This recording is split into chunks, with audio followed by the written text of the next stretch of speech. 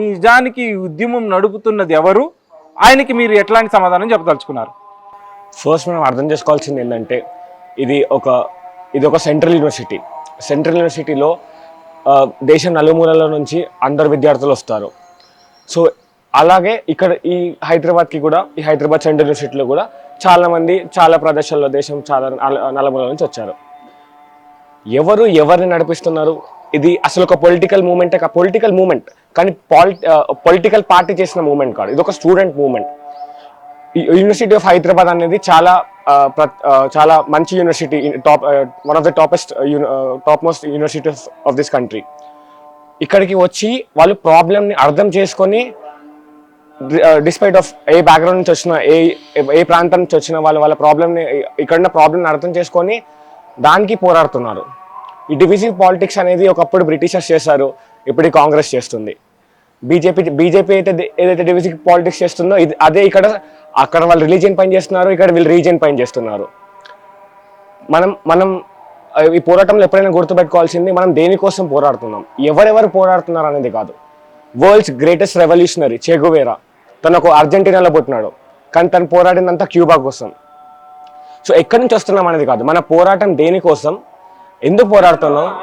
కార్తీక్ అన్న విషయం ఏంటంటే, అసలు అక్కడ ఏం జరిగింది, ఆ ల్యాండ్ ఎవరిది, 1975లో ఇందిరాగాంధీ గారు ఇచ్చిన తర్వాత 2003లో దాన్ని ఐఎంజీకి అప్పచెప్పినప్పుడు జరిగిన సంఘటన ఏంటి, ఈ పూర్వాపర్వాలు ఏమీ తెలియకుండానే అక్కడ యూనివర్సిటీ విద్యార్థులు గొంతెత్తి మాట్లాడుతున్నారు.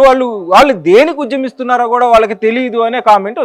అసలు ఈ యూనివర్సిటీ భూముల విషయం ఏంటి, దాని పూర్వాపర్వాలు ఏమన్నా చెప్పగలరా? సో యాక్చువల్లీ మనం యూనివర్సిటీ ఆఫ్ హైదరాబాద్ ల్యాండ్ గురించి మాట్లాడుకోవాలంటే ఫస్ట్ మనం 1975 దగ్గర వెళ్ళాలి.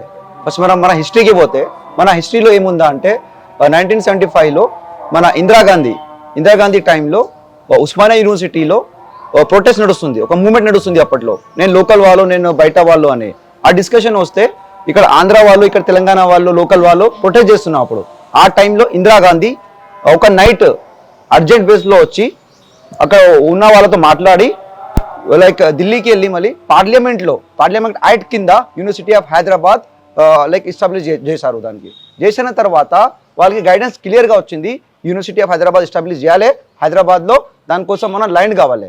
అప్పట్లో ఉన్న ఆంధ్రప్రదేశ్ ప్రభుత్వం, ఈ తెలంగాణ మన కాంగ్రెస్ ప్రభుత్వమే ఉన్నప్పుడు అప్పట్లో వాళ్ళు 2300 ఎకర్ యూనివర్సిటీ ఆఫ్ హైదరాబాద్కి హ్యాండ్ ఓవర్ చేశారు. అందులో కండిషన్ ఉంది. కండిషన్ ఏంటి అంటే, ఈ ల్యాండ్ అకాడమిక్ పర్పస్కే యూజ్ చేయాలి, దానికి వేరే పర్పస్కి యూజ్ చేయడానికి ఆప్షన్ లేదు. వాళ్ళు చెప్తున్నది ఏంటంటే, అందులో ఆ 6 పాయింట్ ఫార్ములా ఏ ప్రకారం అయితే ఇందిరాగాంధీ యూనివర్సిటీ ఆఫ్ హైదరాబాద్కి 2300 ఎకరాల ల్యాండ్ని అప్పగించిందో, అందులో సెకండ్ పాయింట్ ప్రకారం ఇన్ కేస్ స్టేట్ గవర్నమెంట్కి ఏదైనా అవసరం వచ్చినప్పుడు ఈ ల్యాండ్ తీసుకోవచ్చు అనే క్లాజ్ ఉంది అని చెప్తున్నారు. లేదు, యాక్చువల్లీ తీసుకోవచ్చు, స్టేట్ తీసుకోలేదు. అది concern with the university of Hyderabad. University of హైదరాబాద్తో మాట్లాడి అకాడమిక్ పర్పస్ ఉంటేనే యూనివర్సిటీ ఆఫ్ హైదరాబాద్ ఇవ్వచ్చు. ఎందుకంటే example like 1995 or before that MANUU university, Urdu university రావడానికి సెంట్రల్ నుంచి మన ఎడ్యుకేషన్ మినిస్టర్ వచ్చి యూనివర్సిటీ ఆఫ్ హైదరాబాద్ వైస్ ఛాన్సలర్తో మీటింగ్ చేశారు. మాకు 200 ఎకర్ కావాలి, ఇక్కడ ఒక కొత్త యూనివర్సిటీ మనం పెడదామని. అప్పట్లో ఉన్న వైస్ ఛాన్సలర్ చెప్పారు, మేము 1 ఇంచ్ యూనివర్సిటీ అంటే మన ఉర్దూ యూనివర్సిటీకి ఇవ్వలేదు, ఎందుకంటే 2 యూనివర్సిటీ పక్కకి అయిపోతుంది, సో మేము ఇవ్వలేదు అని వాళ్ళు రిజెక్ట్ చేశారు. సో వాళ్ళు వేరే జగ పోయి యూనివర్సిటీ పెట్టుకున్నారు. అది సో యూనివర్సిటీ ఆఫ్ హైదరాబాద్ దగ్గర అది పవర్ ఉంది, వాళ్ళు ఇవ్వాలి అంటే అకాడమిక్ పర్పస్కి ఎవరికి ఇవ్వాలి. అట్లా అంటే నవోదయ కాలేజ్ స్కూల్ ఉంది, దాని పక్క స్టేడియం ఉంది, దాని పక్క ఐఎస్బి ఉంది, లైక్ IIIT ఉంది. మేము ల్యాండ్ ఇచ్చాము అప్పుడు, ఎందుకంటే అకాడమిక్ పర్పస్కి ఇచ్చాము. ఇప్పుడు ఈ Telangana government, Congress government, CM Revanth Reddy 400 acre తీసుకొని సాఫ్ట్వేర్ కంపెనీకి అమ్ముతున్నారు. ఒక రియల్ ఎస్టేట్ లాగా వాళ్ళు అమ్ముతున్నారు వాళ్ళకి. సో మేము అదే అడుగుతున్నాం, ఈ భూమి అమ్మనికి లేదు, ఆ గవర్నమెంట్ అమ్మలేదు, యూనివర్సిటీ ఆఫ్ హైదరాబాద్ బి అమ్మలేదు. ఆ భూమికి మనము ఒక రీసెర్చ్ పర్పస్ కి, ఆ అకాడమిక్ పర్పస్ కి యూజ్ చేసుకోవాలి అని మనం డిమాండ్ చేస్తున్నాం. అసలు ఈ గందరగోళానికి ప్రధానమైన కారణం 2003లో ఈ ల్యాండ్ ఎంఐజీకి ఇవ్వడం అనేది. అప్పుడు ఈ 400 ఎకరాల ల్యాండ్ని ఎంఐజీకి స్పోర్ట్స్ డెవలప్మెంట్కి ఇచ్చినప్పుడు స్పోర్ట్స్ డెవలప్మెంట్ జరగనప్పుడు, ఆ పనులే ప్రారంభం కానప్పుడు అది తిరిగి మళ్ళీ యూనివర్సిటీ ఆఫ్ హైదరాబాద్కి రావాల్సిన ల్యాండ్ని స్టేట్ గవర్నమెంట్ తీసేసుకుంది. అది ఏం జరిగింది అసలు? యాక్చువల్లీ 2003లో ఒక ఎంఓఐ జరిగింది university of Hyderabad and Andhra Pradesh ప్రభుత్వంలో. అప్పుడు చంద్రబాబు నాయుడు సీఎం. అప్పుడు జరిగినప్పుడు ఏమైంది అంటే వాళ్ళ పర్పస్ ఏం చెప్పారు అంటే, మేము ఇది అకాడమిక్ పర్పస్, ఒక స్పోర్ట్స్ పర్పస్ కోసం తీసుకుంటున్నాము. ఇది 400 acre ఓన్లీ స్పోర్ట్స్ కాదు, అందులో వేరే గా మేము అకాడమిక్ బి ఇందులో పెడతాము. అది యాక్సెస్ ఉంటుంది యూనివర్సిటీ ఆఫ్ హైదరాబాద్ కి, రిసోర్సెస్ యూజ్ చేసుకోవచ్చు. ఆ పర్పస్ తో మన అప్పుడు ఉన్న అడ్మినిస్ట్రేటివ్ వాళ్ళు ఓకే చెప్పారు. దానికి చెప్పిన తర్వాత ఏమైంది అంటే ఆ ఐఎంజే భర్తాకి అది కాంట్రాక్ట్ ఇచ్చారు, మీరు ఈ ల్యాండ్ తీసుకొని దానికి డెవలప్ చేయండి అని. 5 years అయిపోయింది, వాళ్ళు డెవలప్ చేయలేదు. అప్పుడు వాళ్ళకి క్లియర్ గా చెప్పేశారు ఇది రిజెక్ట్ చేస్తున్నాం ఇది అని. అప్పుడు కమ్యూనికేషన్ ఇచ్చేసారు వాళ్ళకి. ఇచ్చిన తర్వాత అప్పుడు గవర్నమెంట్ చేంజ్ అయింది. ఆ మధ్యలో కొన్ని అంటే గవర్నర్ రాజ్ అయింది కొంచెం మనలో. దాని తర్వాత మళ్ళీ కొత్త లైక్ రాజశేఖర్ రెడ్డి ప్రభుత్వం ఆయన దాన్ని క్యాన్సిల్ చేశారు. అది అన్ని జరిగింది. దాని తర్వాత తెలంగాణ మూవ్మెంట్ వచ్చింది. దాని తర్వాత కేసీఆర్ గారు లైక్ ప్రభుత్వం వచ్చింది 10 years. దాని తర్వాత ఈ లైక్ తెలంగాణ లైక్ గవర్నమెంట్ వచ్చింది. దాని తర్వాత ఏంటి అంటే వీళ్ళు వచ్చిన తర్వాత 400 acre తీసుకుంటాం మేము అని వాళ్ళు ముందుకు వస్తున్నాం. మేము అదే అడుగుతున్నాం. అప్పుడు క్యాన్సిల్ చేసిన ఇది 2-3 గవర్నమెంట్స్ ఇప్పుడు దాకా ఆ ల్యాండ్ పైన కన్ను ఇయ్యలేదు. మళ్ళీ ఈ చీఫ్ మినిస్టర్ ఏం చెప్తున్నాను, ఇప్పుడు అది హైకోర్టులో తీర్పు రావడం, దాని కాన్సిక్వెన్స్ గా సుప్రీంకోర్టులో తీర్పు రావడంతో అది పూర్తిగా స్టేట్ గవర్నమెంట్ ల్యాండ్ అని వాళ్ళు ఇప్పుడు ప్రకటించుకుంటున్నారు. అననే what is happening in Hyderabad central university as of now?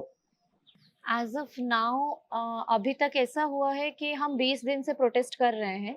20 दिन से जब प्रोटेस्ट किए तो हमें एडमिन ने अश्योरेंस दिया कि लैंड का सर्वे हुआ नहीं है, लैंड में कोई भी जेसीबी एंटर करेगा नहीं, कुछ भी पेड़ कटा नहीं जाएगा, जितने भी हिरन हैं वहाँ पे, जितने भी पिकॉक्स हैं, जितने रैबिट्स हैं, उनको कुछ नहीं होगा।